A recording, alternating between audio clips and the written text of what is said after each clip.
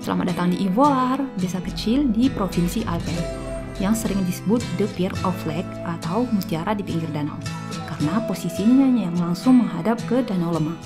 Desa yang dibangun di awal abad pertengahan atau medieval di abad 14. Ini ada tulisan Opotap, yang artinya air keran ini bisa diminum.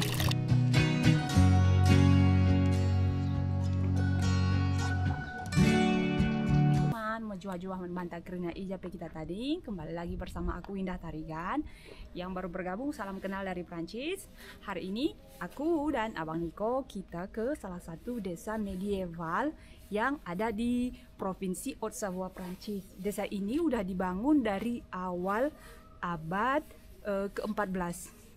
Yuk nonton terus sampai akhir teman-teman. Di desa ini ada begitu banyak rumah yang masih original, terbuat dari berbatuan, yang udah ada eksis dari ratusan tahun yang lalu. Ini hanya kita lewat dari gang-gang sempit gitu, tapi tetap cantik banget ya. Rumahnya estetik. Dan kalau pada saat musim panas, di sini tuh banyak banget bunga-bunga. Desa ini dipenuhi sama bunga-bunga. Desa ini sering disebut sebagai mutiara di pinggiran danau atau The Pier of Lake, karena posisinya itu memang langsung di hadapan Danau Lemah.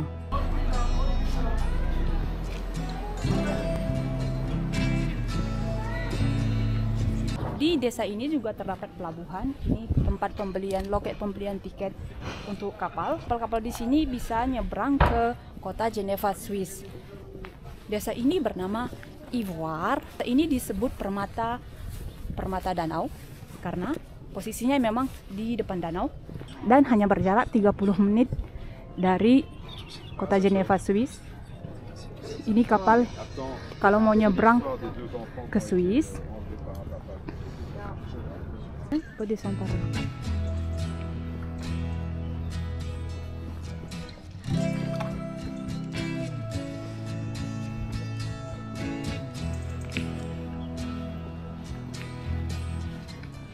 Air di danaunya itu di sini tuh jernih banget teman-teman, jernih banget.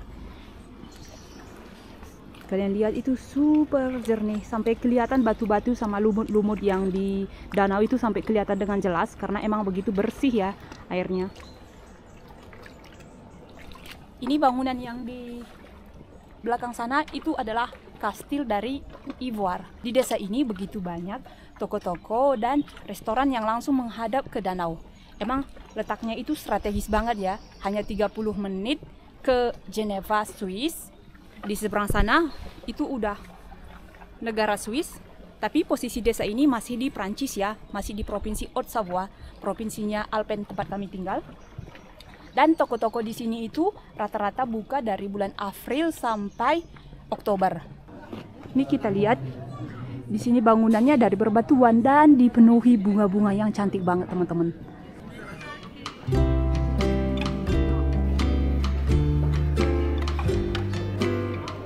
Desa Ivoire ini termasuk salah satu desa yang tercantik di Prancis. Emang desa ini cantik ya, punya ciri khas khusus gitu.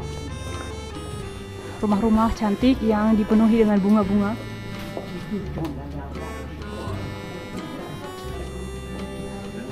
Ini kiri kanan rumahnya tuh cantik-cantik semua teman-teman. Di sini kita bisa langsung merasakan peninggalan sejarah dari abad pertengahan, arsitek bangunan yang begitu khas dari berbatuan. Desa medieval ini mulai dibangun di awal abad ke-14.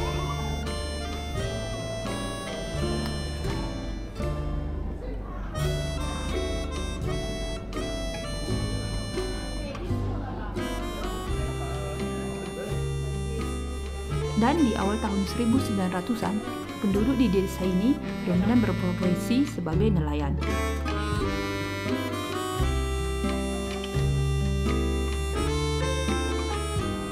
Yang ini rumahnya cantik banget, apalagi tanaman yang menjalar itu udah mulai berubah berganti warna dari warna hijau ke warna merah.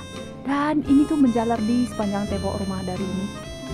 Mungkin karena rumahnya berbatuan ya, makanya banyak tumbuhan yang menjalar gitu tumbuh. Sekarang desa ini dinobatkan sebagai salah satu desa yang tercantik di Prancis. Di sepanjang musim panas, desa ini dipenuhi dengan banyak bunga-bunga yang cantik.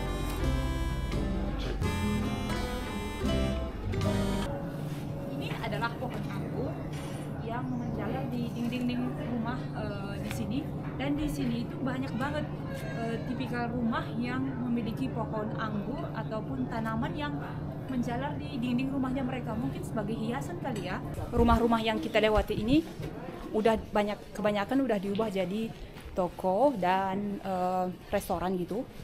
Tipikal bangunan di sini itu dari berbatuan karena emang dari medieval ya, yang udah berumur ratusan tahun. Ini bukan tipikal bangunan yang di provinsi Alpen ya. Dia emang punya ciri khas sendiri. Kalian lihat ini. Itu cantik-cantik semua di sini. Ya, walaupun lumayan ramai ya. Selain jalan-jalan keliling desa medieval ini, kita juga mau cicipi makanan khas lokal. Salah satu makanan khas lokal di sini itu crepe. Crepe yang dimakan asin sama manis gitu. Jadi di Prancis itu crepe asin itu sering juga disajikan di beberapa restoran ya.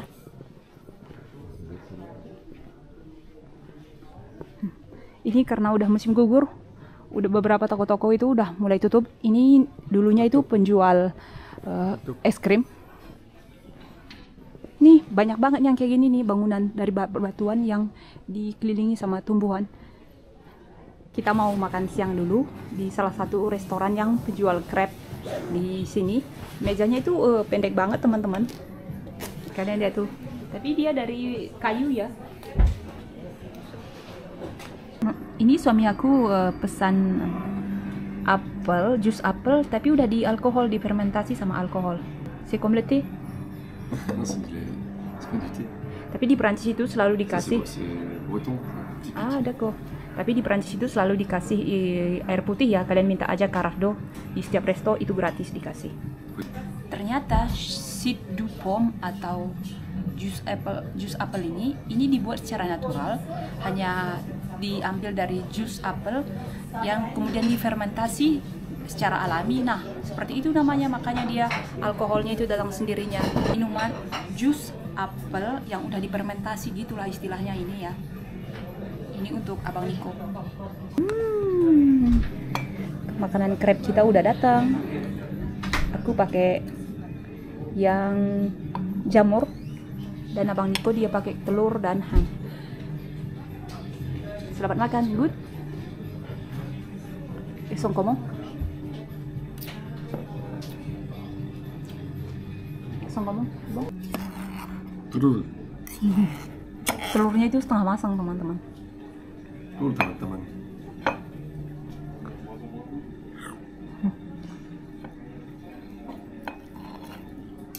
Crepe asin tipikal dari daerah sini.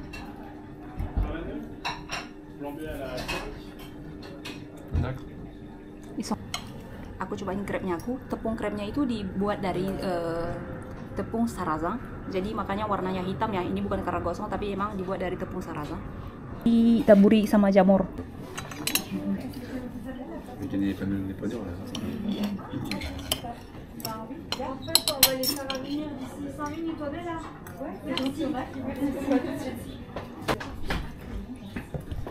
Kita cobain.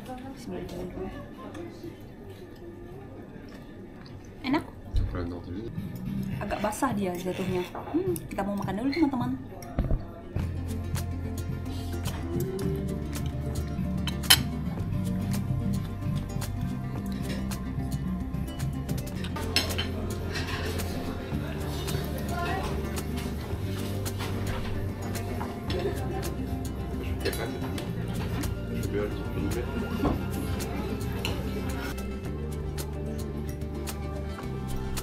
Dessert kita sudah datang selesai. Ini crepe speculoos. Kalau aku crepe marron atau chestnut. Ini crepe yang manis. Bon continuation. Oh, partageons deux. Jadi kita pesannya sengaja yang berbeda. Jadi aku bisa rasain punya Abang Niko dan Abang Niko bisa cobain punya aku.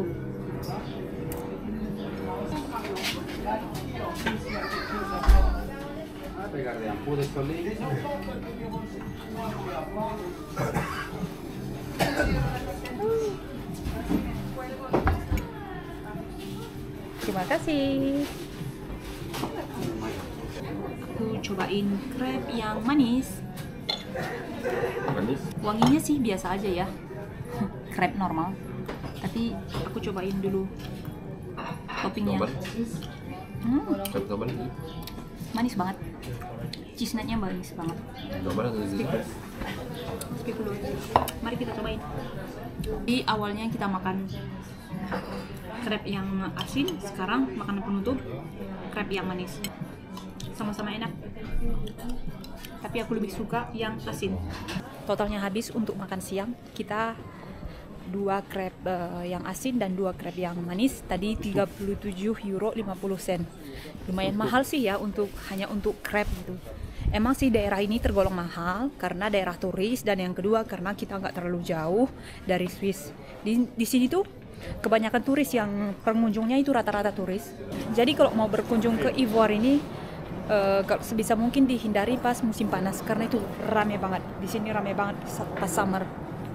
Banyak banget turis ya. Tidak lapar Indonesia. Lapar all. Sekarang kita udah berada di alun-alun dari desa Ivoire ini. Ini di belakang aku, ini masih bangunan yang terbuat dari berbatuan. Ini adalah perpustakaan dan sebetulnya, dan di sini tuh masih banyak yang ini ya, toko-toko. Sama di depan ada gereja. Ini ada gereja dan di depan sana udah langsung menuju danau. Di sini ada air mengalir dan ini ada di tulisan eau potable. Ini ada tulisan eau potable yang artinya air keran ini bisa diminum.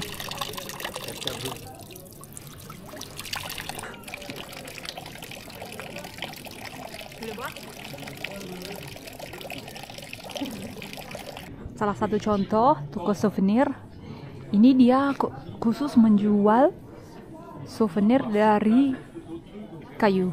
Ada mainan anak-anak, gantungan kunci, pokoknya banyak banget.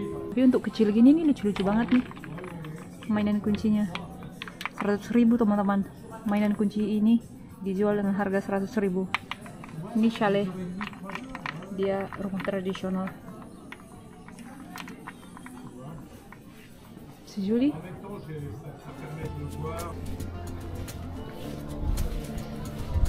Lupa Indonesia.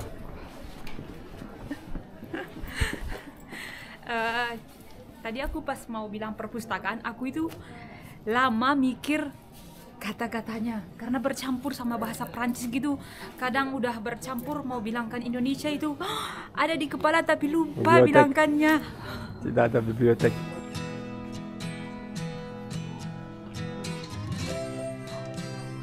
Bangunan ini adalah Kastil Ivoire atau dalam bahasa Prancis disebut Le Château de Ivoire yang mulai dibangun pada tahun 1306 di awal abad pertengahan. Kastil ini dibangun sebagai pangkalan militer untuk mengontrol navigasi jalur Geneva Swiss hingga provinsi Rhône dan hingga ke Italia. Namun pada tahun 1991 kastil ini pernah mengalami kebakaran. Kemudian direnovasi kembali dan selesai di abad 20-an dan eksis hingga sekarang. Tetapi kastil ini sekarang menjadi milik pribadi dan tidak buka untuk masyarakat umum.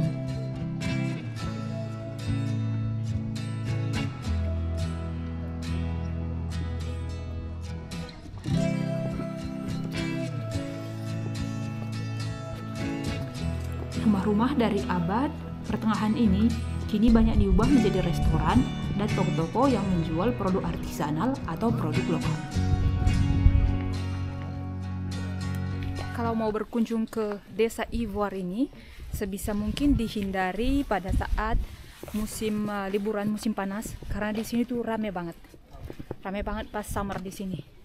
Sepanjang tahun sih rame karena ini merupakan salah satu tempat paling ramai dikunjungi turis di daerah kita ya.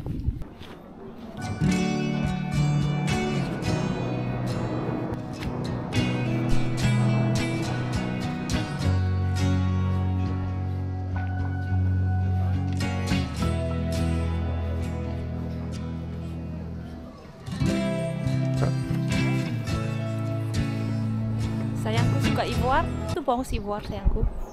Qu'est-ce que tu penses? Cantik. En français, tu parles plus français toi? Enggak. Aku Indonesia. Aku lupa Prancis. Kamu lupa Prancis? Ya. Comment ça? Ini adalah pelabuhan kedua yang ada di desa Ivoire, di mana pelabuhan pertama kalian bisa lihat di awal video itu pelabuhannya lebih luas dan untuk kapal-kapal penumpang dan kapal-kapal besar, sedangkan pelabuhan yang kedua ini tergolong untuk kapal-kapal kecil dan pada umumnya itu milik pribadi. Dan dari sini kita bisa melihat dan menikmati pemandangan Ivoire dari landscape yang berbeda.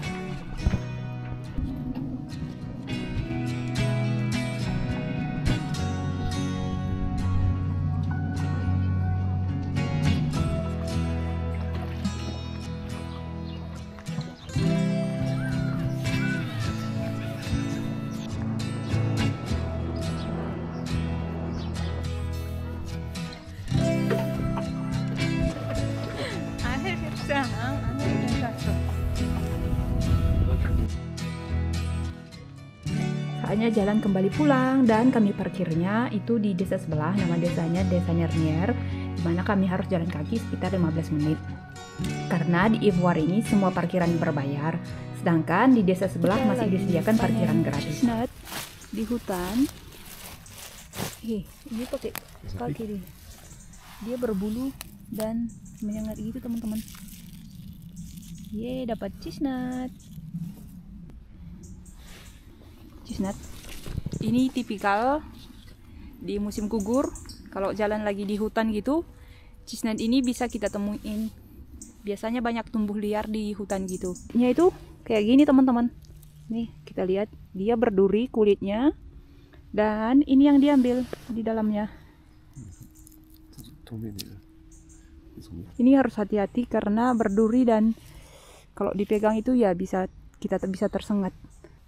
Ini kita udah di musim gugur, udah banyak daun-daun yang udah berjatuhan. Ini daun-daun ini udah mulai menguning, entar mereka gugur sampai botak dan selama musim dingin mereka bakalan tertidur. Dan kembali tumbuh di bulan Maret dan April. Chestnut yang kita panen. Video hari ini berakhir di sini teman-teman. Kita mau enjoy dan menikmati pemandangan danau dan desa medieval Ivoire. Terima kasih untuk kalian yang udah nonton dari awal hingga akhir.